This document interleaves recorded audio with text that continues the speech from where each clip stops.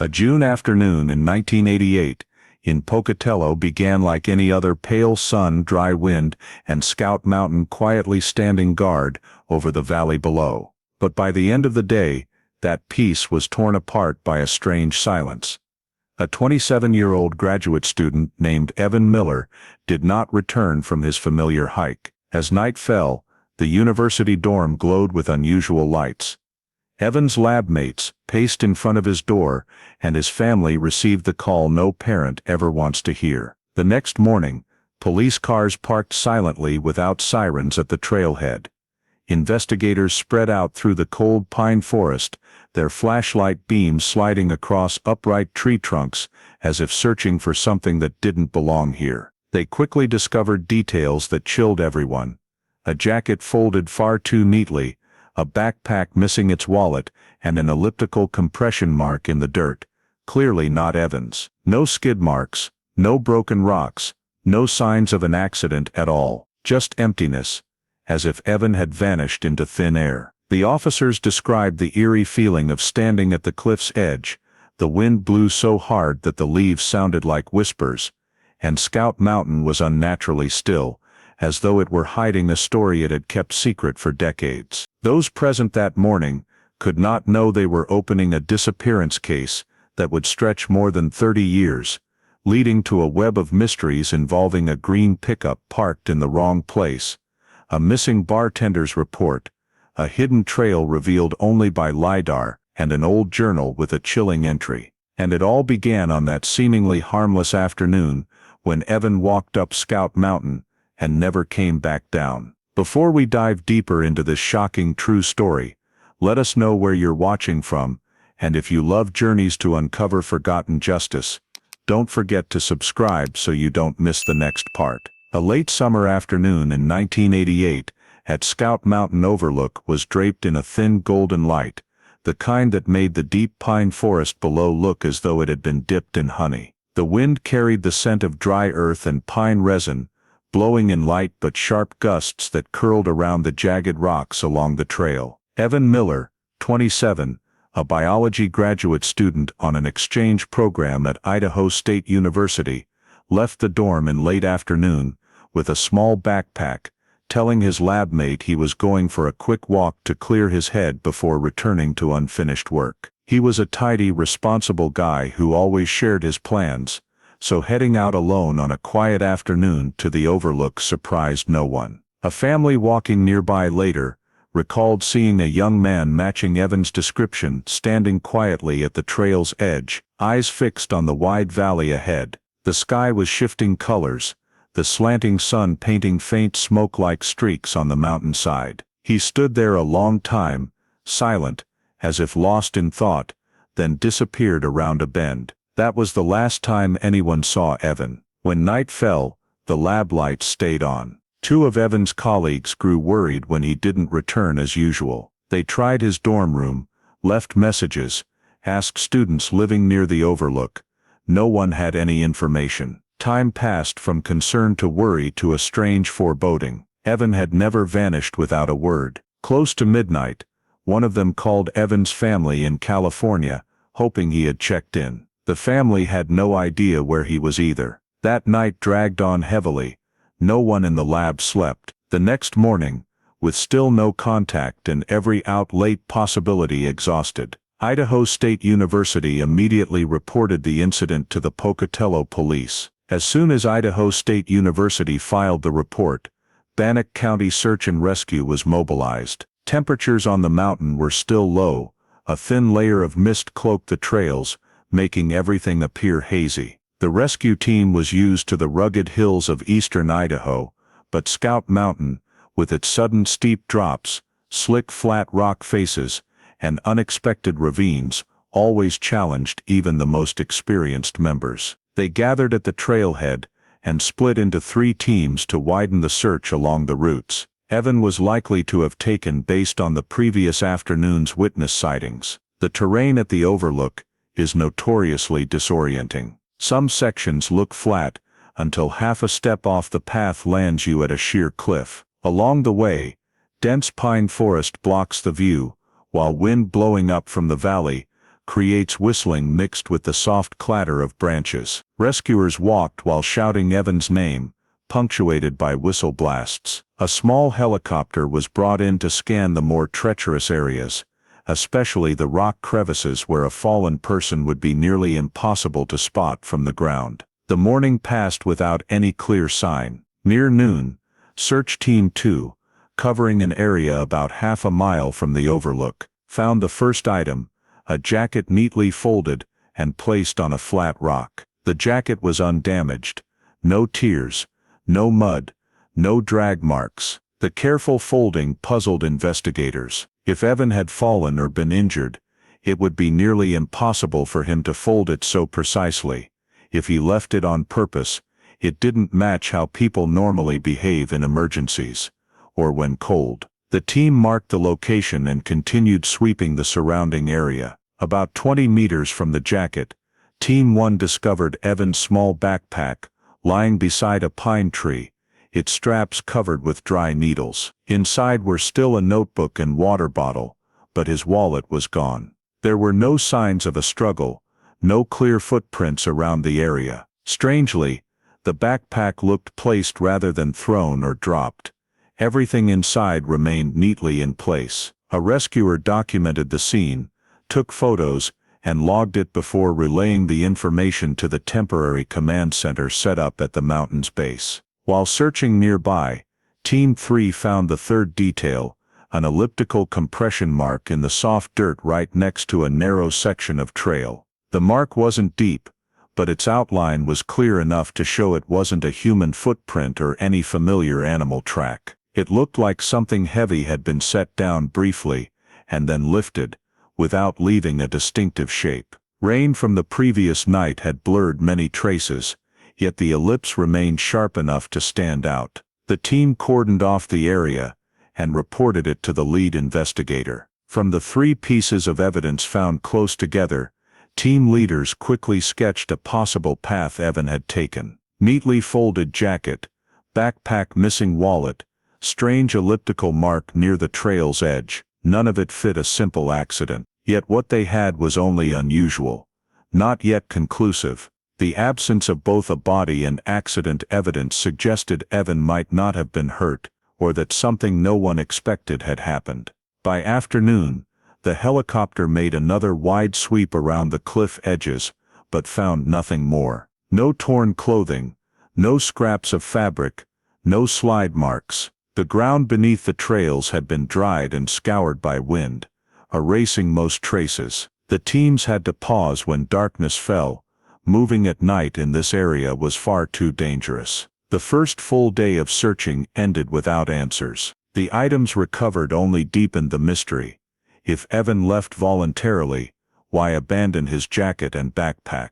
If he had an accident, why no fall evidence? And if someone else was involved, why were the traces so scattered? Scout Mountain stayed silent, holding every answer tight within its thick forest under the newly fallen dusk. The next morning, Bannock County Search and Rescue and investigators returned to the area near the overlook to re-examine every spot Evan might have passed. All reports from the first search day were spread out on a field table, location of the neatly folded jacket, where the backpack was found, and the elliptical compression mark beside a narrow trail section. Looking at the notes, no one still believed this was simply getting lost or slipping. The lead investigator took a small group to the cliff edge believed to be where Evan might have stood. From there the valley dropped sharply, but the terrain had many rock ledges and low trees. If someone fell, the impact would leave obvious marks: broken rock, scraped earth, snapped branches, or at least torn scraps of clothing. Yet the area was completely undisturbed. One team member lightly tapped the rock face with a stick to test looseness. Small fragments fell away immediately. "If anyone fell from here, this couldn't look this clean," he said. That proved Evan had not fallen from this edge. The team moved to the elliptical mark, not far from the jacket location. Investigators measured its depth and spread. It didn't resemble a footprint. Too round, too uniform, and no direction of movement. The rain-soaked soil was soft, yet the mark was clear enough to show something fairly heavy had rested briefly, and then been lifted. It wasn't the backpack and wasn't anything Evan carried. Meanwhile, the group checking around the backpack discovered another striking detail. Beneath the dry needles, part of a shoe print was faintly visible. They carefully brushed the needles aside, revealing a heel print noticeably larger than Evan's shoe size. Rain had blurred the tread pattern too much for 1988 forensic techniques, but length and width were enough to rule out Evan. Someone else had stood there. The investigator immediately photographed it, marked the spot, and compared it to Evan's estimated path. This print was near where the backpack was placed, but slightly off to an angle Evan was unlikely to stand, if resting or viewing scenery. The team leader wrote in the report, "Scene likely involves a second person." From the shoe print they expanded the search, but found no further clear signs. Overnight rain had erased most other prints, making tracking nearly impossible. The helicopter was called back to scan the rock faces below, hoping for cloth fibers or dropped items. But with the ground completely undisturbed, no fabric caught in trees, no scrape marks from impact, the accident theory grew increasingly absurd. The lead investigator gathered the entire team to re-evaluate the logic one more time. Neatly folded jacket, carefully placed backpack, missing wallet, unidentified elliptical mark, and a large blurred shoe print. These elements stood apart, forming no coherent sequence for a slip or getting lost. If Evan fell, his belongings wouldn't be arranged that way. If he abandoned them on purpose, the compression mark and shoe print didn't fit. If a second person was involved, why was the surrounding area so clean with no signs of struggle? That afternoon the rescue team did one more sweep from the cliff edge down the lower rock tiers. Everything remained unchanged. No rock slides, no body drag scratches, nothing indicating Evan lost balance or fell anywhere reasonable. As the sun dropped and light became too poor, the teams withdrew. They returned to the command post with only one conclusion: the scene was completely incompatible with an accident. But they still lacked enough evidence to confirm anything else. Scout Mountain, at least for now, offered only faint clues, incomplete hints, enough to know something had happened, but not enough to understand what it was. That turned Evan's disappearance from a worrying case into a true mystery. From the scattered traces recovered at the scene, a neatly folded jacket, a backpack placed down carefully but missing its wallet, unexplained elliptical compression marks, and large shoe prints blurred by rain, the police realized they needed to expand the investigation to include a human element. If Evan had not simply had an accident, then who had been near that area at the time he vanished? To answer that question, the very next morning the investigation team began screening every person known to have been on Scout Mountain the afternoon Evan went hiking. The first truly noteworthy statement came from a trail runner who had taken the south route to the overlook. He reported seeing a dark green pickup parked in a highly unusual spot, not in the main parking lot, but right next to a narrow dirt track that was not meant for vehicles. The ground there was sloped and slippery. Locals rarely risked parking in such a place. According to the witness, the truck appeared late in the afternoon, very close to the time another witness had last seen Evan standing alone admiring the view. This immediately caught the investigators' attention. Anyone who chose to park in such an inconvenient location might be trying to avoid being seen, or had a specific purpose. Police decided to check traffic cameras on the roads leading up to Scout Mountain. Although the camera network in 1988 was sparse and low quality, it still provided a few critical time stamps. The results, however, were puzzling. No dark green pickup was recorded on any camera during the entire late afternoon and evening window when Evan disappeared. This left two possibilities: either the witness was mistaken about the time, or the driver knew exactly where the cameras were and deliberately chose a route that avoided them. With no evidence to confirm either scenario, police simply flagged it as an anomaly that required close monitoring.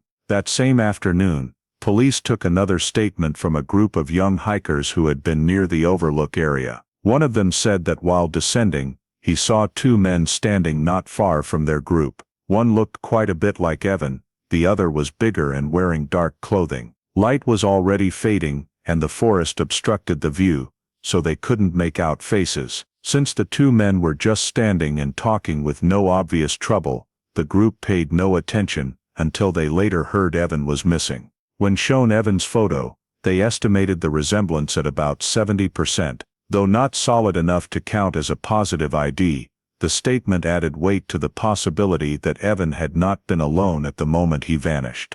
The two pieces of information, the dark green pickup in an odd location, and the vague sighting of two men standing together on the trail, when placed alongside the physical evidence from the scene, began to paint a different picture. A second person may have been present.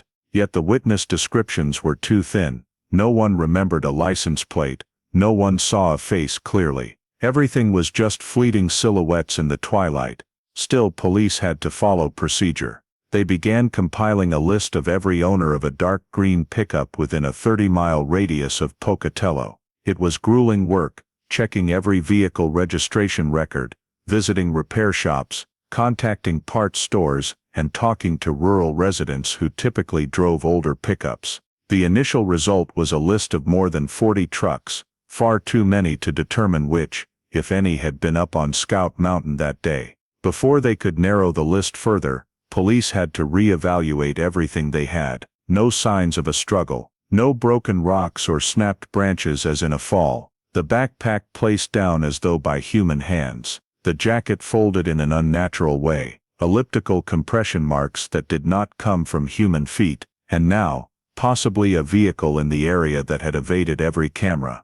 The lead investigator wrote in his report, "The clues suggest Evan was not alone, but none are strong enough to identify who that person might have been. We have a starting point, but no ending." Each piece meant something on its own, yet together they made the picture blurrier rather than clearer. By the end of the day, even though the vehicle list had been created, police could say little more than this. They had a new investigative direction, but that direction opened more dead ends than answers. The dark green pickup became a symbol hanging over the entire case, enough to raise suspicion, but not enough to resolve anything. Scout Mountain kept its cold, silent atmosphere, and Evan's disappearance grew only more inexplicable. Immediately after finishing the statements about the green pickup and the shadowy figure seen near Evan, the investigation team turned its focus back to the two most important items of evidence, the neatly folded jacket and the carefully placed backpack that was missing its wallet. These were the first items recovered, and the only ones that might offer clearer leads than the vague witness accounts. Every tiny detail could be the key, especially when most leads were running into brick walls. Evan's jacket, found on a flat rock, had been suspicious from the start. For someone hiking on an afternoon that was turning chilly, taking off a jacket and folding it neatly to the side was hard to explain. Hikers usually drape a jacket over their pack or tie it around their waist. Almost no one sits down to fold it as if putting it away in a closet. When the team re-examined the scene, they became even more certain. The surrounding ground was damp soil and fallen pine needles, yet the jacket was completely clean. No dirt smudges, no marks from being set down on the ground. One investigator wrote seriously in the report, "Jacket was placed, not dropped." Once the jacket reached the lab, basic tests were conducted with the crude forensic tools available in 1988. Under optical microscope lighting, they discovered faint grayish coarse polyester fibers clinging to the fabric, fibers that matched the type used in older truck and van carpets. This material did not exist naturally on Scout Mountain, which consisted mainly of humus, pine needles, and limestone. The question immediately arose: how did Evan's jacket pick up fibers found only inside vehicles? The backpack raised just as many questions. It was found not far from the jacket, placed down neatly as though someone had set it there with both hands. No mud splatter on the bottom, no drag or slide marks. Inside, everything was in its proper place, except one thing: Evan's wallet was gone. Notably, his pocket calculator, Research notebook and digital watch were untouched. If this had been a robbery, the thief had reason to take more valuable items. Only the wallet was missing, and it had been removed without disturbing anything else. The act felt deliberate, not chaotic. While examining the underside of the backpack, a technician noticed an unusual fine dust. At first they thought it was just trail dirt, but under the microscope it turned out to be sharp-edged silica particles, minerals typically found in quarries, construction sites, or areas with industrial mineral contamination. The geology around the overlook contained no such silica. The area was mostly limestone and moist soil. This led the team to conclude the backpack had been in contact with an environment that did not belong on Scout Mountain. When the preliminary findings were compiled, the lead investigator felt the picture shifting further away from an accident. Large shoe prints that weren't Evan's, the oddly parked green pickup, statements placing Evan with another person, now truck carpet fibers and foreign silica. The physical evidence was collectively pointing to only one possibility. Evan had met someone before he disappeared, and that meeting was not innocent. Though the 1988 lab could not perform deeper analysis, they still recorded several logical conclusions. The jacket was intentionally placed by someone. Truck carpet fibers could not appear naturally atop Scout Mountain. The silica particles were not native minerals in the area Evan was hiking. The wallet was removed without disturbing other items. The backpack was placed in a position highly unusual for a fall. Each sign on its own could be explained as coincidence, but together they contradicted one another. A young investigator said during an internal meeting, if this was an accident, it was a staged accident. Near the end of the day, the preliminary forensic report was submitted. 1988 technology could not provide DNA or microparticle matching like today. But one line in the conclusion made the entire team pause. No evidence supports the accident hypothesis. The lead investigator wrote on the last page of that day's report, "It may not have been an accident." And from that short note, Evan Miller's disappearance stepped into a much darker territory, where every piece of evidence whispered that someone had intervened in that final afternoon, yet left no clear trace behind. After the physical evidence strengthened the suspicion that Evan had not suffered an accident, but had likely come into contact with a vehicle or another person, police shifted focus to the dark green pickup seen near the time Evan vanished. In the absence of direct traces, the truck became the most concrete investigative target. The lead investigator ordered DMV Idaho records for every green pickup registered within a 30-plus mile radius of Pocatello. The list came back with 42 vehicles, an unmanageable number for quick manual cross-checking. Police split into teams, each responsible for verifying owners, residences, work schedules, vehicle details,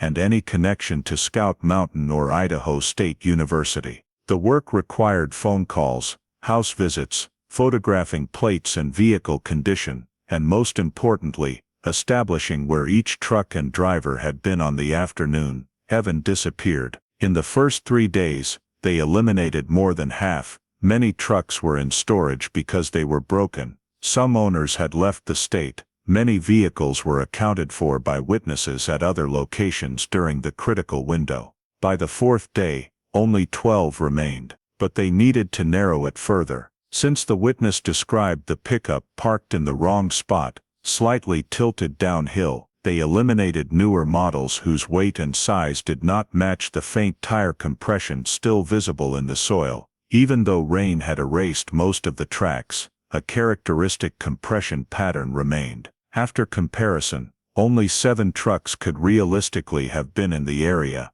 and matched the configuration. Among those 7, one name stood out, Daniel Whitaker, 23, who worked the night shift at a repair shop near downtown. Whitaker owned a 1979 dark green pickup, the kind whose interior was old enough to have the coarse polyester carpet fibers that matched those found on Evan's jacket. Moreover, Whitaker had received an administrative warning the previous year for illegal parking on Forest Service roads near Lava Hot Springs. Police immediately interviewed Whitaker. He remained calm, answered clearly, and did not dodge questions. According to his statement, the afternoon Evan disappeared, he was at the Rusty Elk Bar from roughly 4 p.m. to 7 p.m. The bar was a regular hangout. A friend of his worked as bartender. Whitaker said he drank beer, played pool, and left shortly afterward. When asked if he had been anywhere near Scout Mountain that day, he flatly denied it. Police could not rely on the statement alone. 2 investigators went to the Rusty Elk Bar to cross-check. The bartender confirmed Whitaker had been there, but only vaguely too many customers to pin down exact arrival and departure times. However, 2 other patrons clearly remembered Whitaker playing a pool game that lasted nearly 40 minutes around 5:30. One even described in detail the jacket Whitaker wore that day. These patrons did not know Whitaker personally, so their accounts carried high credibility. The key point to reach Scout Mountain within the window, the green pickup, was sighted. Whitaker would have had to leave the bar much earlier. Multiple independent confirmations of his presence at the bar led police to temporarily remove Whitaker from suspicion, though they kept his file for future review. Thus, from the original 42 trucks, only 6 remained. Yet the deeper they dug, the foggier the trail became. None of the vehicles showed clear links to Evan. None of the owners had an open schedule that matched the timeline. None had serious criminal records. Lacking physical evidence, the team had to pause the vehicle narrowing and shift to a broader strategy. Increased surveillance and patrols around Scout Mountain for weeks, hoping the perpetrator might return to the scene or reveal additional traces. They added nighttime units, set up more observation points, and asked Pocatello residents to report any suspicious dark green pickups. But while police clung to every tiny detail, the case began slipping into the familiar pattern of mountain disappearances. Plenty of clues, yet none strong enough to lead anywhere. The jacket, the backpack, the silica particles, and the truck carpet fibers, all pointed to a second person. Yet the remaining half-dozen pickups stayed just out of reach, and police gradually realized that without a new breakthrough, Evan Miller's disappearance would soon be swallowed by the silence of Idaho's forests. By the end of 1988, with the investigation into the green pickup stalled and no new physical evidence surfacing, the disappearance of Evan Miller began to slow to a crawl. Though investigators had searched 42 pickups, narrowed it down to 7 suspects, and checked every alibi, nothing was strong enough to open a new lead. No clear shoe prints, no body, no witnesses to any fight or suspicious contact. Every clue was a dead end, forcing police to take the step they always hated: suspend the active investigation. In early 1989, the case was officially classified as unsolved, pending new leads. That wasn't the end, but it turned an already sluggish investigation almost silent. Systematic searches on Scout Mountain stopped, large-scale grid searches were no longer conducted, and the volunteers who had helped Evan's family gradually gave up as hope faded. By the end of that summer, the missing person flyers on the Idaho State University campus had faded. Most had been replaced by newer notices. While transferring all the evidence to the Bannock County storage warehouse, a small but disastrous mistake occurred. The gray cloth fragment, collected from Evan's jacket and possibly containing strange polyester fibers, suspected to be linked to a truck's interior, got stuck to the edge of a different case file. That file belonged to a 1986 missing person case that had also happened on the southern edge of the Pocatello forest. Because the 2 cases had evidence collected around the same time, a clerk accidentally mixed the items. The error went unnoticed. In the 1986 case, the cloth fragment was labeled not relevant because the fibers didn't match anything in that investigation. No one considered it might belong to another case, and then, like countless other minor pieces of evidence from the 1980s, it was placed in a gray plastic tray, given a generic label, and buried deep in storage. The cruel irony, that very piece of cloth, the only evidence tied to a vehicle interior, disappeared from Evan Miller's file for nearly 30 years, depriving every later forensic review of a critical link. Throughout the 1990s, Idaho State Police ran several cold case reviews, but Evans' case was categorized as no witnesses, no physical evidence, no body. Cases like that rarely got priority, unless there was a dangerous suspect still at large. Evans didn't have one. When detectives reopened the thin file, they found only a few lines about faint shoe prints, some fibers of unknown origin, a weather report, and vague interviews. No one realized a crucial piece of evidence was simply missing. In the years that followed, Evans' family kept contacting the police, asking if there was any progress. The answer was always the same: we have no new leads. None of the investigators at the time knew the truth was even harsher. There weren't just no new leads, there were missing old ones. In 2000, 2004, and 2009, the evidence warehouse went through several internal audits. Some old items were flagged as no barcode or wrong batch, but due to lack of budget and technology, full case-by-case restoration never happened. Evans' cloth fragment stayed put. No one asked why it was in the 1986 file. Meanwhile, Scout Mountain became a popular hiking spot for Pocatello residents. Yet despite thousands of people walking the trails every year, nothing more was ever found. No bones, no personal items, no scraps of clothing. The terrain changed with the weather, but Evan never reappeared. The case slowly turned into a cautionary tale told to new Idaho students, a graduate student who vanished in broad daylight. No trace, no clear witnesses. Some blamed the dangerous terrain, others believed someone had taken advantage of the remote mountain roads. But it all stayed at the level of rumor. Among investigators, the Evan Miller case was a hard-to-touch cold case. No initial mistakes, but no breakthrough point either. And because of the lack of evidence, no one imagined that what little remained could be reanalyzed once modern forensics exploded after 2010. From 1989 until 2016, not a single person knew the gray cloth was the dropped link. And because it was missing, Evan Miller's file stayed frozen for nearly 3 decades.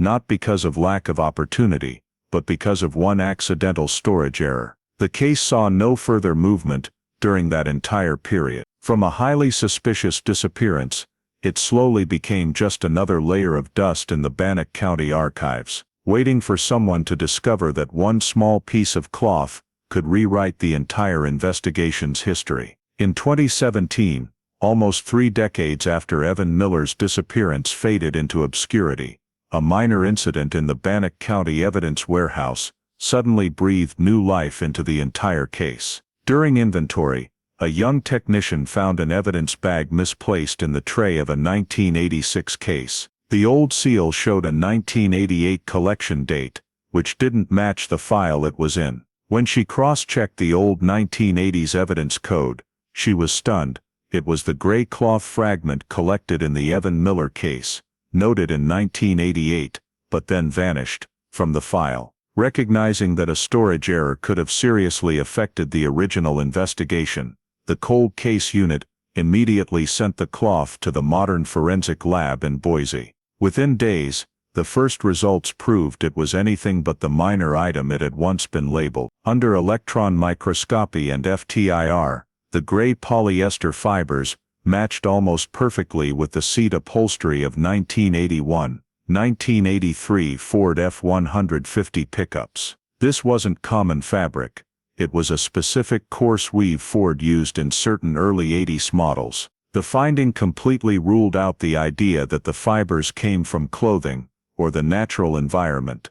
They could only have come from the interior of one specific era of pickup. When the team pulled the 1988 list of trucks that had been searched, a chilling detail emerged. Of the final 7 green pickups kept for further review, only one was a 1981-83 Ford F-150. Owner Daniel Whitaker, who had been interviewed and cleared because of an alibi at the Rusty Elk Bar. But that was only half the story.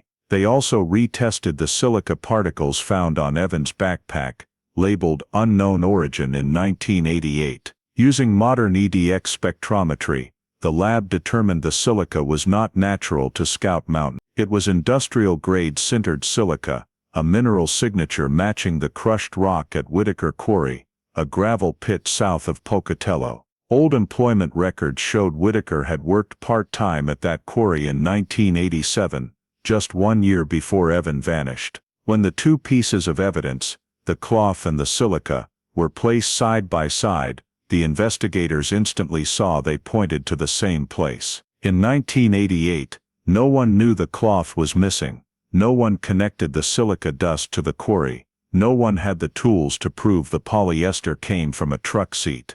But in 2017, 30 years of forensic advancement turned what had been dismissed as crumbs into highly directional evidence. On June 22, 2017, the Bannock County Sheriff's Office issued an internal bulletin. The Evan Miller disappearance was officially reopened. The cold case unit began re-examining every old file, reopening the suspect list, tracking down every 1981, 83 Ford F-150 owner in Idaho, cross-checking work history, residency records, and especially anything tied to Whitaker. Younger investigators were stunned that one tiny piece of evidence could resurrect a case from the grave. The veterans were quieter. They knew cases frozen for 30 years don't come back to life without a very good reason. And now that reason was crystal clear. One gray cloth fragment, lost for 3 decades. One silica sample that didn't belong on Scout Mountain. One name that had been removed from the suspect list. Everything was converging on a single axis. The Evan Miller case, after nearly 30 years in oblivion, had just been reopened by one of the most significant coincidences in Bannock County investigative history. When the case was reopened in 2017, thanks to the gray cloth and the silica analysis, the cold case unit decided to go through every single original paper file, hoping something overlooked decades earlier might now be the key. No one expected that, buried in those yellowed pages, they would find the most important piece of the puzzle in 30 years. In a box labeled Supplemental Witness Interviews, 1988, wedged between two seemingly meaningless search reports, Detective Megan Holt found a thin old sheet of paper clipped inside an empty envelope. In the top left corner, someone had scribbled Rusty Elk, bartender. No one on the team had ever seen the document before. When Megan opened it and started reading aloud, the entire room stopped working. It was an interview report with the Rusty Elk bar bartender, dated June 12, 1988, just days after Evan Miller vanished. It described a drunk guy at the bar bragging vaguely that he had just pushed someone off a cliff. At the time, the bartender thought he was just talking big while wasted. The bar was full of people running their mouths. But news of Evan's disappearance had already spread through Pocatello, so the bartender still reported it. The report quoted the man verbatim. He said the guy didn't even know he was behind him. Just one little push and it was done. He laughed. I thought he was joking. Reading it now gives me chills. Even more crucial was the description of the man. White male, early 20s, brown hair, ear length, about 6 feet tall, skinny but broad-shouldered, dark shirt, faded jeans, driving an old green pickup. The investigators immediately pulled the 1988 DMV files. The description matched young Daniel Whitaker almost perfectly. Height, hair, build, and the old dark green pickup. When they placed Whitaker's 1988 photo next to the bartender's description, the resemblance was so obvious that no one in the room had any doubt left. This report wasn't just important, it was evidence the original investigation had dropped. The next question silenced the entire team. Why had this document never made it into the main case file? After checking, they saw the report had no processed stamp. It had been received by a low-ranking officer, but never forwarded to the lead detectives on Evan's case. In the context of 1988, when filing systems were far less strict, a document ending up in the wrong envelope wasn't rare. But in this instance, that mistake had sent the entire investigation down a different path for 3 decades. Finding the bartender report came at the perfect moment, because it directly tied into the 2 new forensic discoveries. The gray cloth, matching the seat upholstery of a 1981, 83 Ford F-150.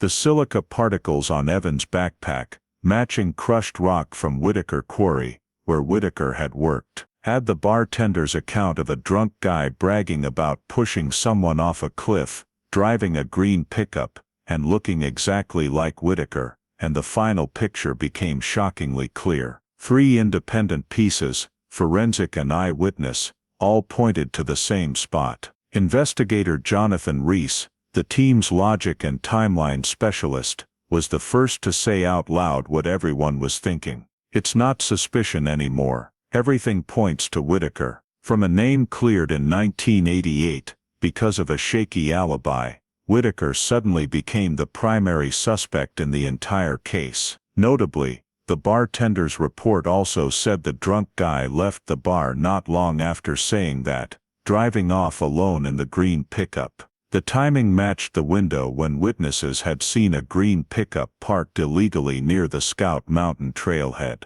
If this report hadn't been lost in 1988, Whitaker's file would certainly have been scrutinized far more. His Rusty Elk Bar alibi already had holes. One deeper interview might have changed the entire outcome that year. The discovery forced the cold case unit to completely re-evaluate Whitaker's timeline. 1987 job at Whitaker Quarry, matches silica source. 1981, 83 dark green Ford F-150 matches seat fabric. Drunk bragging about pushing someone off a cliff. Physical description matching the bartenders exactly. Presenter leaving the bar within the exact window Evan vanished. Once the internal review was complete, Bannock County Police updated the suspect status, Daniel Whitaker, suspect #1. A case lost in the fog for 30 years suddenly became crystal clear. The gray cloth brought forensics,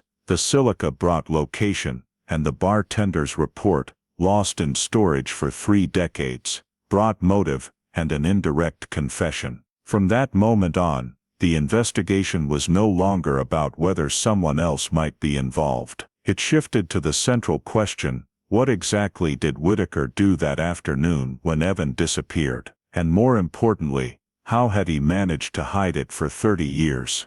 After the bartender's report, missing for 3 full decades, was finally recovered, the cold case unit immediately moved to the next phase, reconstructing Daniel Whitaker's complete timeline on the day Evan Miller vanished.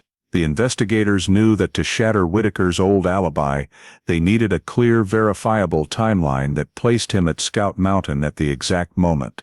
In the 1988 file, Whitaker claimed he was at the Rusty Elk Bar from roughly 4 p.m. to 7 p.m. That statement had been vaguely corroborated by a few bar patrons, which led police at the time to tentatively accept that he couldn't have been at Scout Mountain, a location roughly 25 minutes' drive from the bar. But now, armed with the drunken boast about pushing someone off a cliff and matching forensic evidence, the cold case unit decided to re-examine every single minute of that afternoon. The most critical piece was determining exactly when Whitaker left work. Since he had claimed he went straight to the bar after his shift, verifying his clock-out time was essential to mapping his movements. Investigators sent a records request to the machine shop where Whitaker worked in 1988. It took nearly 2 weeks for the company's archives department to locate a digitized copy of the 1988 timesheets, crudely scanned from old paper files, and right there, the cold case unit found the detail that changed the entire direction of the investigation. According to the timesheet, on the day Evan disappeared, Whitaker was working the afternoon shift, but left almost 2 hours early. Next to his clock-out time was a short note from the supervisor: left mid-shift, said he had a headache, sent home. Nothing in the 1988 case file indicated that police had ever checked these timesheets. They had only verbally asked the supervisor, who vaguely remembered that Whitaker was there that day, but had no clear recollection of the exact hours. The 1988 detectives, focused on identifying the pickup truck, and with no strong reason to suspect Whitaker, had overlooked this crucial detail. When the data was cross-referenced, the team saw Whitaker clocked out around 3:10 p.m. Evan was last seen by witnesses on the overlook between 3:40 and 4 p.m. drive time from the shop to Scout Mountain. 18:22 minutes. Estimate Whitaker could have been at Scout Mountain as early as 3:30 p.m. right when Evan was standing alone at the valley lookout. It wasn't just close, it was a perfect match. Investigator Jonathan Reese, who was building the new timeline on the whiteboard, stood silent for several seconds before saying, "We now have a high probability that Whitaker encountered Evan between 3:40 and 4 o'clock. That means everything about the bar alibi is wrong." The next step was verifying the vehicle and route. Using archived Idaho DOT traffic data, the team reconstructed 1980s routes to and from Scout Mountain and calculated drive times from the overlook to the Rusty Elk Bar. The results showed Scout Mountain to Rusty Elk averaged 23:27 minutes. If Whitaker left the mountain around 4:30, he could have arrived at the bar between 5 o'clock and 5:15 p.m. That lined up with statements from two bar patrons who confirmed playing pool with Whitaker around 5:30. Meaning Whitaker could have done everything the bartender overheard and still made it back to the bar in under an hour. At that point, Whitaker's supposedly airtight alibi completely collapsed. It didn't stop there. One investigator reached out to Whitaker's old friends from 1987, 1990. After several days of digging, they located a former co-worker named Brian Keller, who had worked with Whitaker at the quarry. When asked if Whitaker had ever said anything weird back then, Brian was quiet for a moment before admitting, one time he talked about standing right on the edge of a drop-off. He said all it would take was one push, and the person would be gone. I thought he was joking. What sent chills down the investigators' spines was how closely it mirrored what the bartender reported in 1988. Two independent statements, 30 years apart, with no connection between the witnesses, yet describing the exact same boast, Whitaker bragging about pushing someone off a cliff. The cold case unit no longer considered this coincidence. It was a repeated behavioral pattern, suggesting a memory or recollection of an actual act. When everything discovered was pieced together, left work 2 hours early, exactly during the window Evan disappeared. Travel time perfectly allowed him to reach Scout Mountain. Enough time to leave the mountain, get to the bar, and establish a false alibi. Two independent accounts of Whitaker talking about pushing someone off a cliff. All forensic evidence, fabric fragment and silica pointed to Whitaker. When the new timeline was presented to superiors, the lead investigator wrote in the report, "The bar alibi is no longer valid. The timeline proves Whitaker was at Scout Mountain at the exact moment Evan Miller disappeared." The combination of modern forensics and the freshly reconstructed 1988 timeline had transformed Whitaker from the prime suspect back into the only suspect. The investigation shifted from the question, who could be involved, straight to what exactly did Whitaker do between 3:30 and 4:30 that afternoon. And more importantly, where did Evan Miller go after leaving the overlook? The timeline had closed the biggest gap in the case. Now only one final truth was missing. Where was Evan's body? After the 1988 timeline showed Whitaker left work at the precise moment Evan vanished, and the bar alibi was destroyed, the cold case unit moved into direct surveillance in 2018. The goal was to collect current biological samples and trace evidence from Whitaker to compare with the 1988 evidence, especially the gray fabric matching a Ford F-150 seat, and the silica dust from Whitaker Quarry. If evidence separated by 30 years still matched, it would be an overwhelmingly strong legal link. Whitaker was now a man in his mid-50s, living quietly on the outskirts of Pocatello, keeping to himself, no criminal record. He did odd jobs, drove an old sedan, and lived such a routine life, it was hard to believe he had ever been connected to a mysterious disappearance. That made surveillance easier. Whitaker wasn't cautious, and never suspected he was being followed. Investigator Megan Holt, the same detective who rediscovered the bartender's report, personally directed this phase. For weeks the team tailed Whitaker to work, the grocery store, fast food places and gas stations. They waited for opportunities to collect trash pulls, items like cigarette butts, paper cups, napkins, perfectly legal to seize under Idaho law. The first opportunity came one late March afternoon. Whitaker sat outside a small diner smoking and drinking soda. When he left, he flicked the cigarette butt to the ground and tossed the cup in the trash. Seconds later, investigators wearing gloves recovered both items and sealed them properly. 3 days later, they collected a used napkin with sweat stains. Everything went straight to the lab in Boise. The DNA results came back first, no match to any 1988 evidence. But the lab stressed that this was not exculpatory. 1988 DNA collection techniques were primitive. Most biological material had been washed away by rain, or was too degraded to test. The team moved to the far more important part, fiber analysis on the cigarette butt and cup. When Whitaker sat in his car, microscopic fibers from his clothes and the car seat transferred to personal items. That was the real forensic gold. 2 weeks later, the forensic team delivered results.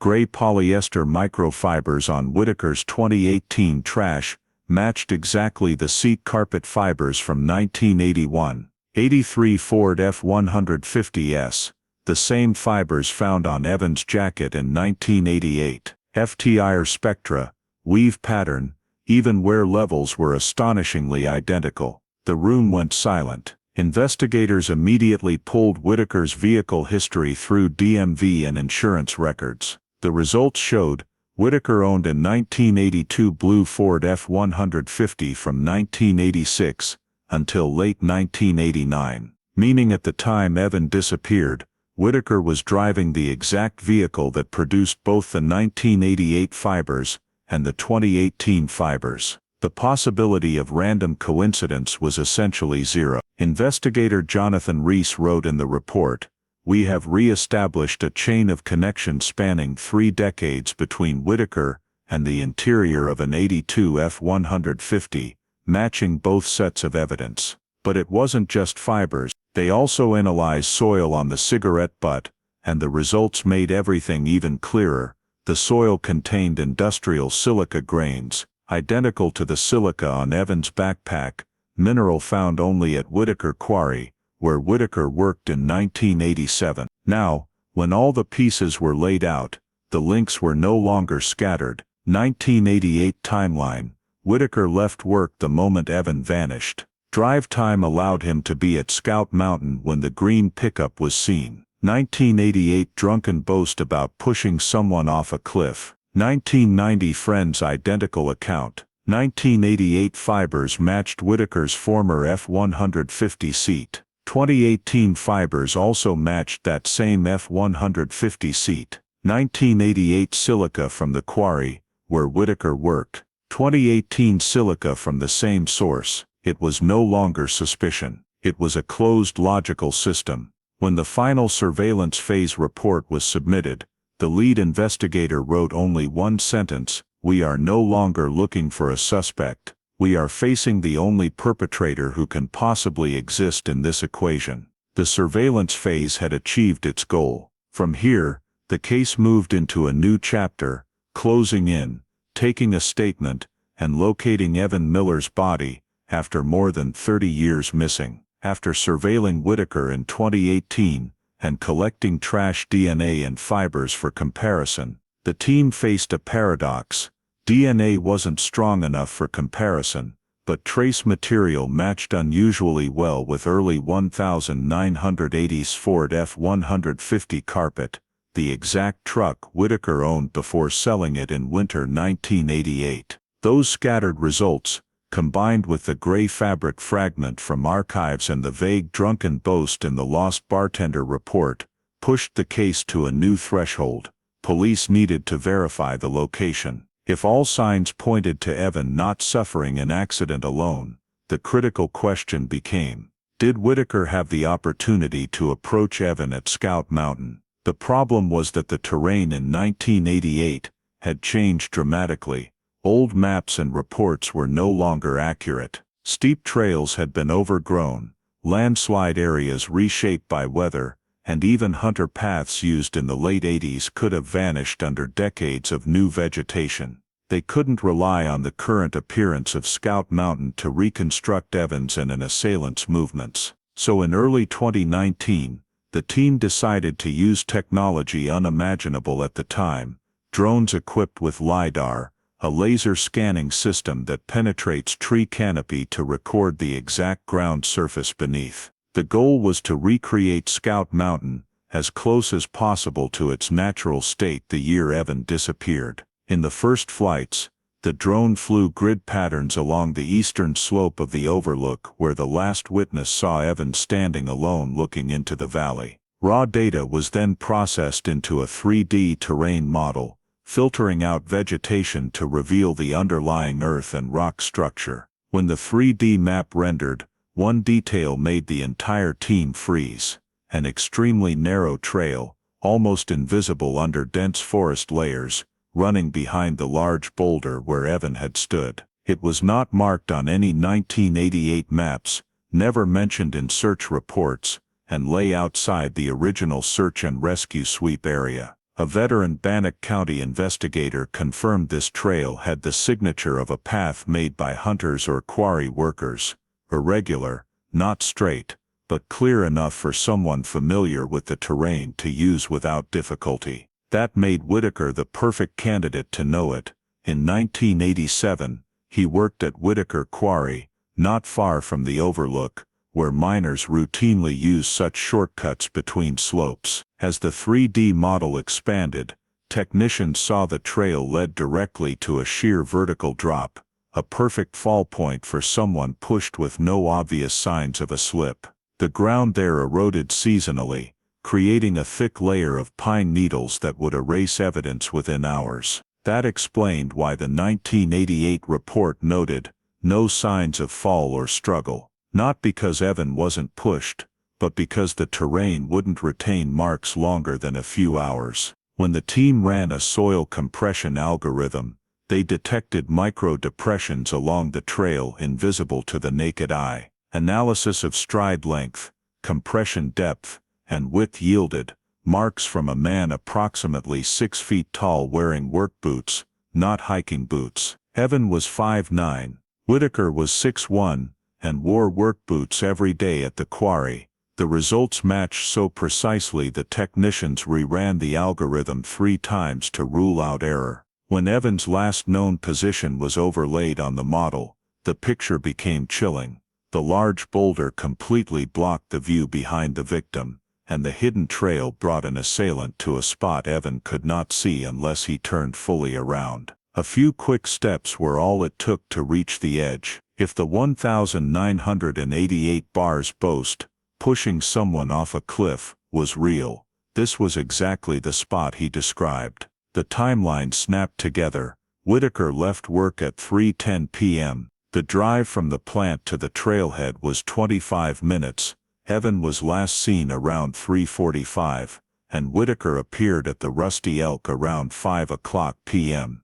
Everything fit like a sealed puzzle. No room for accident, no room for mistake. When the conclusion was entered into the official file, Investigator Holt wrote clearly in the report: if the perpetrator approached Evan from behind via this hidden trail, it is the perfect position to deliver a push leaving no trace. After more than 30 years, Scout Mountain had finally revealed the secret it had kept silent since the summer of 1988. Evan did not disappear because of an accident. Someone approached him, and the terrain now proved it. After the LiDAR data accurately reconstructed the hidden trail behind the overlook and revealed soil compression marks that matched the height, stride length, and shoe type Whitaker had worn while working at Whitaker Quarry, the Pocatello police knew they had enough foundation to move to the next step: direct interrogation. They didn't yet have grounds for an arrest warrant, but one thing the cold case unit investigators understood perfectly: when a suspect is forced to explain inconsistencies in their past, they will create even bigger holes themselves. The first session took place in an informal atmosphere. Small conference room, no camera, no pressure. The goal was simply to gauge initial reactions. Whitaker arrived on time, looking calm, but his body tense, back rigid, hands clasped too tightly, eyes avoiding contact whenever questions touched on Scout Mountain. He stuck to the same story he'd held for 30 years. The day Evan disappeared, he worked a long shift, and then stopped at the Rusty Elk Bar. No reason to go up the mountain. Didn't see anyone. But every time the conversation turned to the shortcuts around the overlook, or the eastern forest area, the exact zone the LiDAR had just exposed, he reacted too fast, almost trying to shut the topic down instantly. The first interview didn't produce major contradictions, but it clearly showed he was abnormally sensitive to questions about the terrain, something that couldn't be coincidence. 2 weeks later, the second session was more focused. Police brought in the gray fabric scrap that had been rediscovered in storage in 2017. The moment the evidence bag was placed in front of him, Whitaker's expression changed instantly. He froze for a second and avoided looking directly at it. Holt presented the forensic results. The fabric matched the seat material of 1981-83 Ford F-150S, the exact truck Whitaker had owned and sold right after Evan disappeared. Then came the silica particles that matched stone from Whitaker Quarry, a place Evan had never visited. The question wasn't where the silica came from, but why it was stuck to Evan's jacket.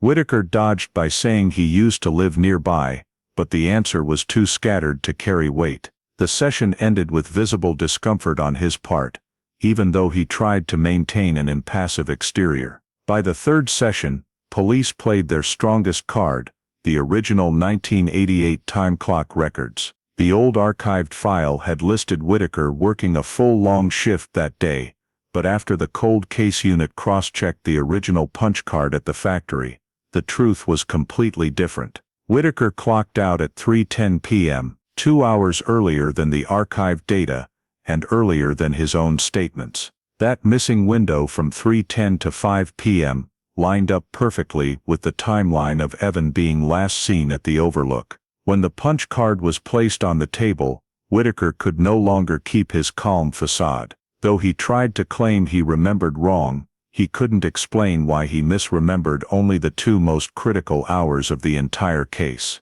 Without pushing, Investigator Holt simply walked through each piece of evidence: the refound fabric matching Whitaker's truck, silica from a quarry Evan never visited, the punch-out time that coincidentally matched perfectly, the hidden trail only someone familiar with the area would know. When that chain of reasoning closed, Whitaker started sliding away from his original story. Suddenly he mentioned another guy, a man named Mike, who according to him, was the one who regularly took shortcuts and hung around the eastern woods. Whitaker described him vaguely: blonde hair, used to work at the quarry, might have run into Evan by chance. But the more he talked, the more the lack of detail showed. No last name, no address, no birth year, no work schedule, no verifiable information at all. Police immediately ran a full search of Whitaker Quarry employee records from 1986 to 1989. The result was clear: there was no one named Mike, and no one who matched the description Whitaker gave. No one clocked out at the same time, no one lived near Scout Mountain, no temporary worker overlooked in the files. Mike simply did not exist. When they informed him of the results, the police didn't need to emphasize anything. Whitaker's silence, averted eyes, and unstable posture said he understood how absurd the story was. For the first time in over 30 years, his defensive wall cracked visibly. Where before he had only denied, now he was inventing a phantom person, a classic sign of someone feeling the investigation closing in with no reasonable escape left. Holt noted in his report, suspect shifted from consistent denial to adding unverifiable details. This change has greater operational value than any direct confession.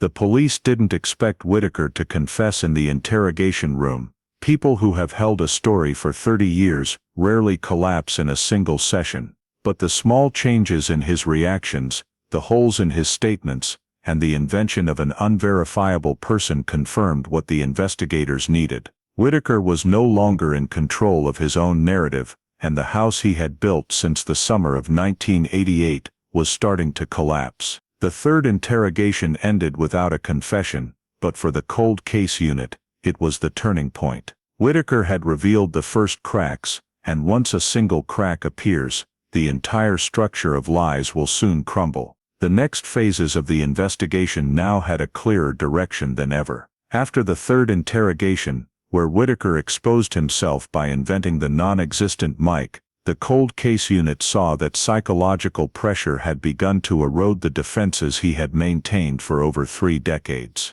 They decided to conduct a long continuous session, repeatedly circling back to the weak points: the gray fabric that matched the seats of the 1981-83 F-150 he once owned, the silica particles that matched stone from Whitaker Quarry, where Evan had never set foot, the real punch card showing the empty time window that coincided with Evan's disappearance, and a LiDAR model proving the hidden trail only someone familiar with the terrain would know. Those details were repeated for hours, enough to drive any denial into a dead end. The session started normally, but by the third hour, Whitaker could no longer maintain his rigid demeanor. His posture kept shifting. His eyes darted away whenever Scout Mountain was mentioned. By the fifth hour, his body language was out of control. Deep sighs, hands twisting together, leg bouncing with tension. Holt didn't press hard, he simply laid out each small inconsistency until they piled up on their own. The longer Whitaker stayed silent, the more obvious the contradictions became. Around the 8th hour, the point where suspects often slip from rational control into instinct, Whitaker began to waver badly. When Holt summarized the entire chain of physical and timeline evidence, he lowered his eyes to the table and stayed silent for dozens of seconds. That was the moment any experienced investigator recognizes the line between absolute denial and partial admission was about to break. Finally, the first confession came, not a long statement, not an apology, but a short, broken clause, uttered as if to relieve the weight pressing on him. He had pushed Evan. He tried to frame it as just a light shove, no intent to hurt, only meant to scare him, that Evan lost balance unintentionally. This was the typical confession style of a suspect trying to minimize responsibility, but the fact that he admitted being at the Overlook and having direct physical contact with Evan destroyed everything he had said in previous sessions. But the confession didn't stop there. Minutes later, Whitaker suddenly added a new detail: he wasn't there alone. According to him,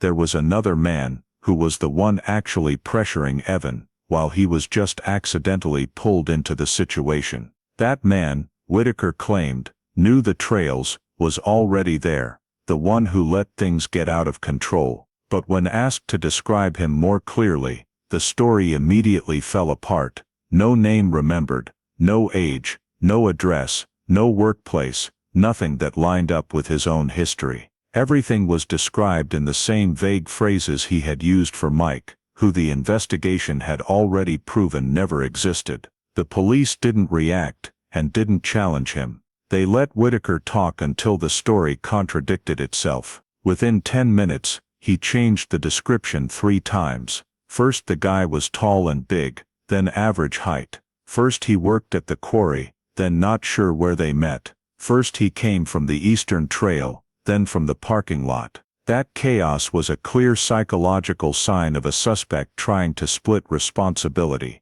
The familiar tactic: admit a little, invent a shadow figure, and push the worst of it onto someone else. For investigator Holt, the most important detail wasn't the fabricated accomplice. The key was that Whitaker had, for the first time, placed himself at the scene. He had demolished the "I never went up the mountain that day" story he had maintained for over 30 years. He admitted contact with Evan, at the exact spot the LiDAR model identified as the easiest place to be pushed off. He admitted the pushing, even if he tried to downplay it, meaning he had officially crossed into criminal culpability. In the internal report, Holt wrote clearly, "The half-confession is the common breaking pattern when a suspect can no longer stay consistent. The accomplice detail is most likely a diversion tactic. The core point: the suspect has confirmed his presence at the scene, and that he pushed the victim." The session ended without a full confession, but for the cold case unit, it was the biggest turning point since the case was reopened. They didn't need Whitaker to say everything, They only needed him to show that his 30-year story could no longer stand. And with that half-confession, the entire file finally opened an irreversible path. Whitaker was no longer innocent, and the defensive wall he had built was starting to collapse from the inside. After Whitaker's half-confession, in which he admitted pushing Evan, while hastily inventing an invisible accomplice, the cold case unit knew the next step had to be physical evidence. Only by locating Evan's body and analyzing the fall mechanics could they determine what was true and false in Whitaker's statement, and whether there was any trace of multiple perpetrators. Using the LiDAR model from earlier, the team pinpointed the exact likely fall location, a very narrow steep ledge hidden by thick vegetation. In 1988, search teams couldn't reach the area on foot, and the technology at the time couldn't survey such deep terrain.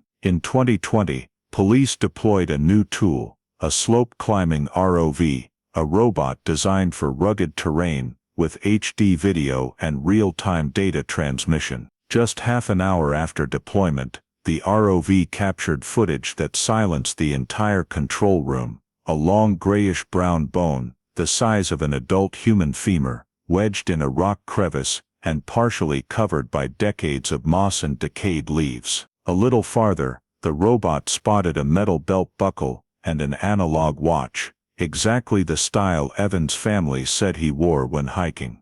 The area was immediately sealed, and a technical team lowered by specialized ropes began recovery. Retrieving the remains had to be done carefully, to preserve the sediment structure around the bones, crucial for reconstructing the fall. It took nearly 4 hours to extract the bones and items from the crevice. In the lab, the first step was DNA extraction from the femur. Despite 32 years, the bone was well preserved, due to the cold and lack of light. After comparison with family DNA, forensics confirmed the femur belonged to Evan Miller. Evan's body had finally been found, but the main question wasn't identity, it was how he fell. Examiners built a fall model based on fracture direction in the femur, distribution of impact points, scatter angle of personal items, relative positions of bones, belt buckle, and watch. Everything pointed to a single clear mechanism, one push from behind left at shoulder height. The pattern matched the height and approach angle of a lone perpetrator. More importantly, there was no sign of a second force. If two people had been involved, the body would show two different impact vectors, twisting, axis deviation, or items scattered in multiple directions. But the scene showed only one force vector, meaning no accomplice, exactly as Whitaker had claimed. The belt buckle was the most telling piece. After non-invasive laser cleaning, a 3 cm long metal scratch appeared on its surface, straight, uniform depth, not caused by natural rock. The object that made it had a flat, hard, fixed-shape edge. When forensics compared the scratch to 1988 photos of Whitaker, one detail emerged from the shadows in his quarry personnel file. He always wore a thick silver ring, with a square edge about 4 mm wide. Measurements of the buckle scratch matched the ring edge almost perfectly. This proved that at the moment of the push, Whitaker's hand struck Evan's belt buckle. The impact was strong enough to leave a deep scratch, showing the push was in no way the light shove to scare. Whitaker described, "It was direct, decisive violence." From multiple angles, forensics concluded, no evidence of two perpetrators, no secondary force, causing body rotation, no items scattered in a second direction, indicating another person, no foreign fibers, or DNA beyond what matched Whitaker. The buckle scratch was direct mechanical interaction between Evan and Whitaker. Combined with the timeline, and the half-confession from the previous section, the cold case unit determined the accomplice element was simply a very late diversion attempt by Whitaker to share blame once he knew he could no longer hold the old story. When the complete forensic report was submitted, Holt noted, "Belt buckle bears scratch consistent with Whitaker's ring. Fall mechanics indicate single perpetrator. All accomplice factors completely ruled out." Finding Evan's body didn't just fill the longest-standing gap in the case, it slammed shut the only door Whitaker had tried to keep open: the accomplice story. Now every piece of evidence, terrain, timeline, physical items, and marks on the body, converged on one point: Whitaker alone caused the death of Evan Miller. There was no shadow left for him to hide behind. After forensics confirmed that Evan's fall mechanism was only consistent with a single perpetrator, and the metal scratch on his belt buckle perfectly matched the ring Whitaker wore in 1988, the cold case unit knew every legal loophole had been sealed shut. The half-confession from the previous section, with its claim, "I wasn't alone," had now been completely demolished by physical evidence. There was no more room for delay. They had to obtain an arrest warrant before Whitaker could destroy whatever documents might still remain in his house. The warrant was signed in early October 2020. That morning, the task force approached Whitaker's home, an old weathered house set back behind a row of ancient pines on the outskirts of Pocatello. When they knocked, Whitaker appeared with an expression that said he already knew what was coming. No resistance, no questions. He simply held out his wrists as the steel handcuffs clicked shut. After more than 30 years of evasion, his silence felt like a final admission that everything he had tried to bury had finally been dragged into the light. Simultaneously with the arrest, investigators executed a full search warrant on the property. At first glance, the house seemed almost sterile, tidy, no family photos, no personal papers, as if the owner had deliberately erased every trace of his past. But houses like that usually hide the most important things in the least expected places. And sure enough, in the basement storage room, Detective Lynn discovered a small, thickly dust-covered wooden box wedged behind an old tool cabinet. The box had no name, no lock, and looked insignificant. But inside, beneath layers of yellowed newspaper, was a worn leather-bound notebook, the kind of diary common in the late 1980s. Flipping through the pages revealed mundane entries about quarry work, living expenses, and a few barely legible lines about old friends. But near the end, the handwriting grew more erratic, more unstable. And then, one line stood out on the stained page, written with noticeably heavier pressure than anything before it. "The Ridge Boy didn't scream." The investigators froze. The phrase "Ridge Boy" chillingly matched the location where Evan was last seen, at the overlook, where the hidden trail led straight to the cliff edge. And "didn't scream" directly echoed Whitaker's earlier half-confession that Evan lost his balance too fast. This diary page clearly described the exact moment Evan was pushed. When the notebook was sent to the document lab, 3 things were confirmed. The handwriting was unquestionably Whitaker's, matching his 1988 personnel signature perfectly. The ink was consistent with pens commonly used in Idaho at that time, not modern ink. There were no signs of later additions or alterations.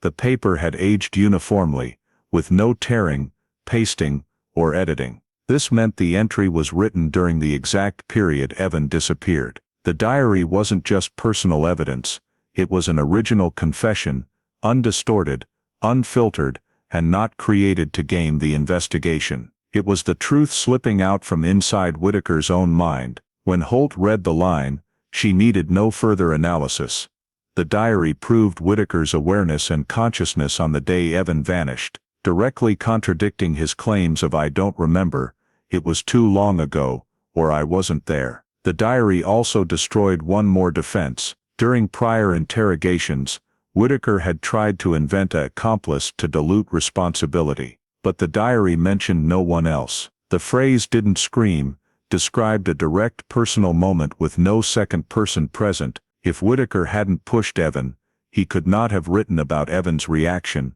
or lack thereof, at the edge. When the diary was submitted to the prosecutor's office, it was classified as high-weight inculpatory evidence. In legal terms, a contemporaneous personal record, describing the criminal act, verified as authentic, carries nearly the same weight as a written confession. The search concluded with the seizure of the wooden box, diary, wrapping papers, and related items. Neighbors watched silently from their front yards.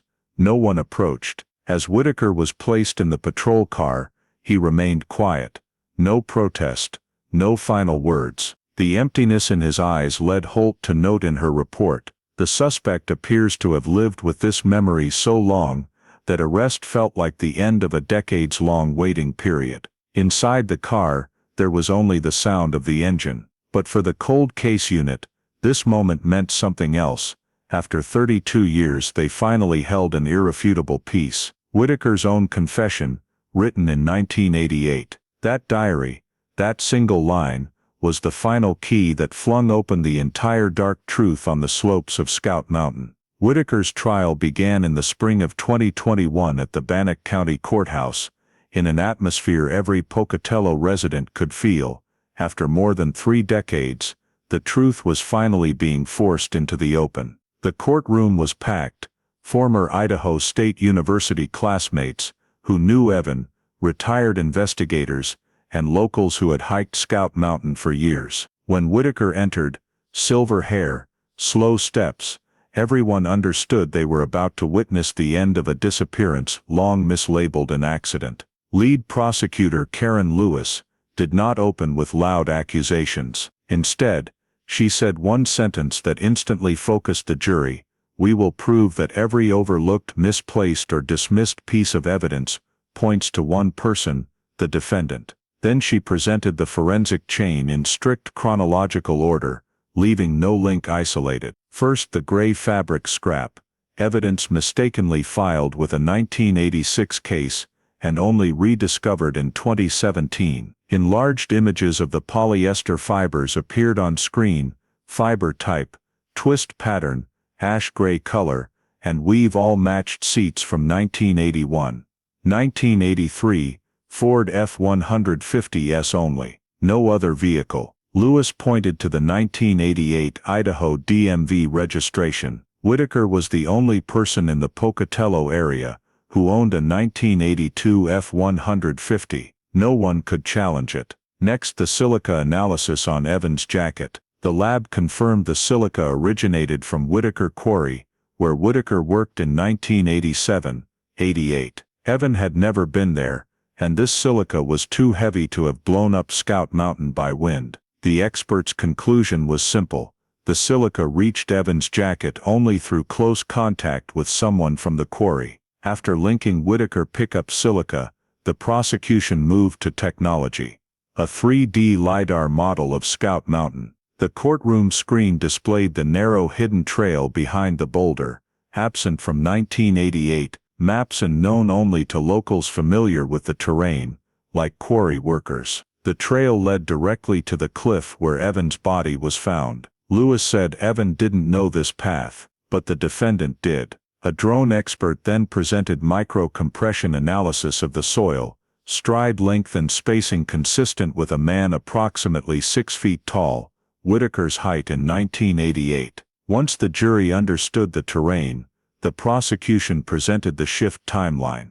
The original 1988 factory time card showed Whitaker clocked out at 3:10 p.m. The last witness saw Evan between 3:40 and 3:50 p.m., driving time from the factory to Scout Mountain, 20 minutes. Lewis concluded, the only gap in the defendant's day perfectly matches the moment Evan vanished. Next came long-lost evidence, the Rusty Elk Bar bartender's 1988 report. The bartender stated that on the night Evan disappeared, a tall man in quarry work clothes, drunk, bragged about pushing someone off a cliff. The description matched Whitaker in 1988 by 90%. Lewis said that boast was dismissed as rumor, until forensics 30 years later proved it fit every fact. But the strongest evidence was the old diary found in Whitaker's basement, the item that brought the courtroom to absolute silence. The yellowed page appeared on screen with the words,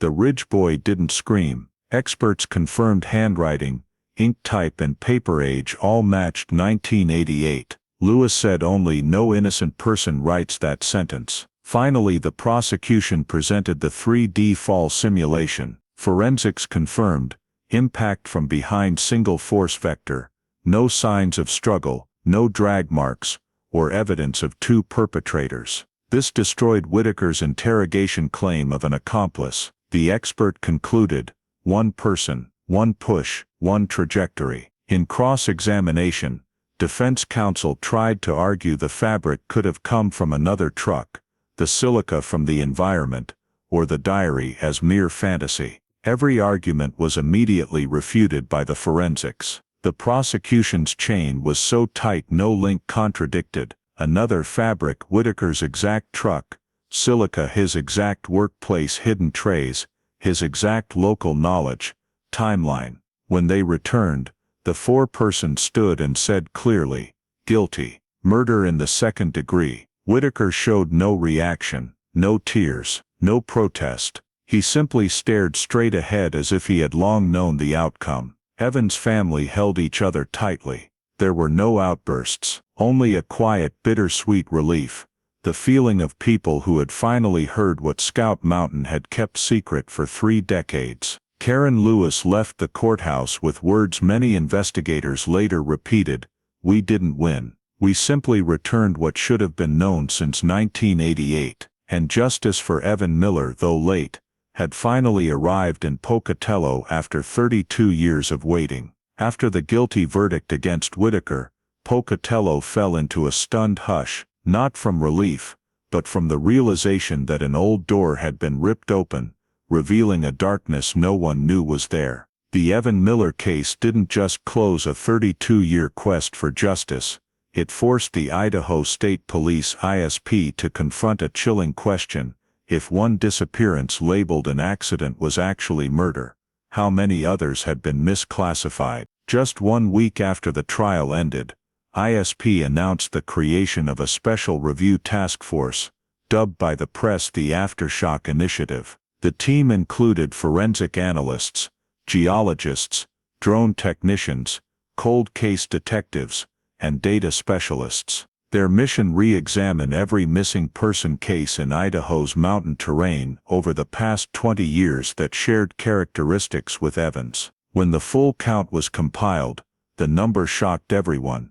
17 cases previously ruled accidental, most involving cliffs, remote trails, or isolated lookouts, all investigated in an era before terrain forensics existed. ISP began reviewing each file using the new protocol, re-scanning sites with drone LiDAR, retesting old evidence with modern methods, rechecking weather and light conditions at the time of disappearance, analyzing topography for hidden trails, and re-interviewing all witnesses. One veteran officer said, "The Evan case taught us we never lacked evidence, we just lacked the tools to see it." Many old files revealed unsettling parallels: no skid marks, yet ruled accidental, evidence poorly documented, or lost like Evan's gray fabric, victims vanished near sheer drops with no fall vector analysis, access routes never considered because terrain scanning tools didn't exist.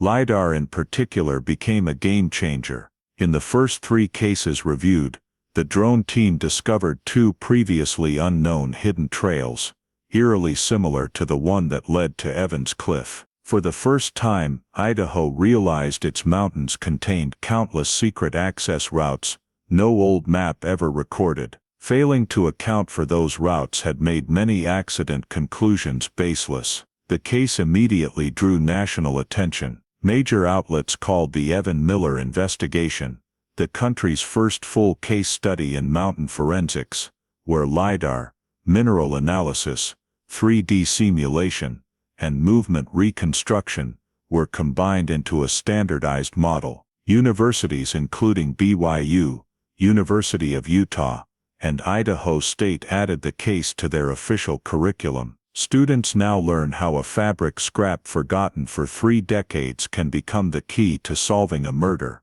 and how a hidden trail can distinguish accident from crime. The impact reached the outdoor community as well. At Scout Mountain and Caribou National Forest, new warning signs require hikers to report suspiciously parked vehicles, unfamiliar trails, or anything unusual. Hiking clubs rewrote safety guidelines.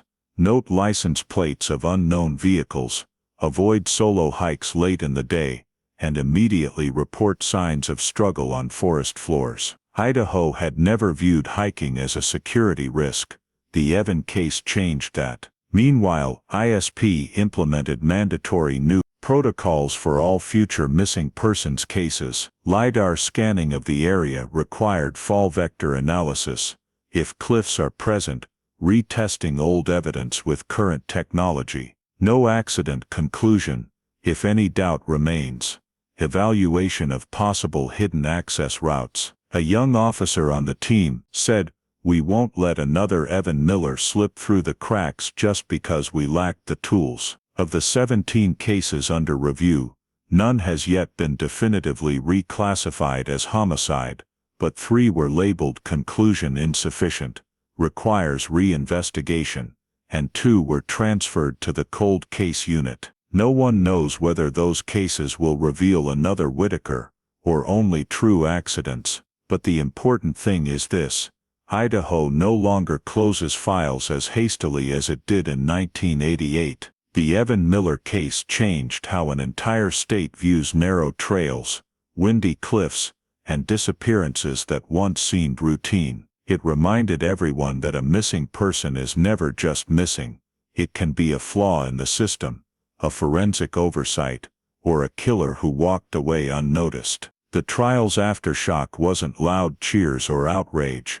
It was a quiet but profound shift from now Idaho investigates differently, more accurately, more rigorously, deeper, and never again let someone vanish in the woods only to become a nameless statistic. Evan Miller received justice after 32 years, and from that delayed justice, Idaho found a new path to protect everyone who will walk those mountains in the future. The story of Evan Miller and Scout Mountain sounds like a distant 1988 Idaho murder case, but look closer.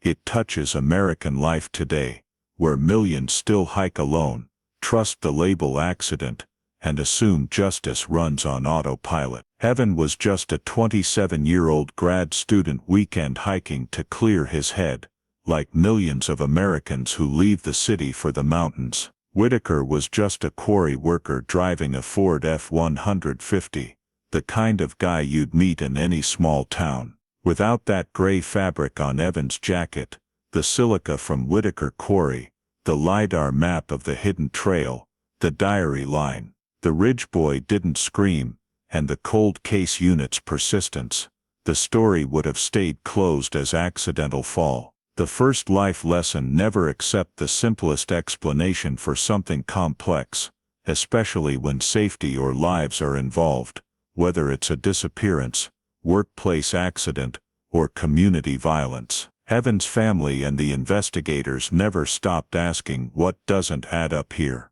A question every American can use when something feels off. A pickup parked oddly at a trailhead, a neighbor suddenly acting strange, or an accident whose details don't line up. The second lesson: justice needs both technology and human stubbornness together. If ISP hadn't reopened those 17 similar cases, if society refused to update methods with LiDAR and modern forensics, people like Evan would remain only numbers. In a vast country full of empty spaces and vulnerable people, the mindset of never ignore the small detail, and never stop asking questions, is how each of us helps keep our communities safer. Thank you for following Evan Miller's story. If you'd like to keep exploring decades-old mysteries finally brought to light, please subscribe so you don't miss future episodes. See you in the next video, where we'll continue uncovering cases everyone thought were buried forever, but are still waiting to tell their truth.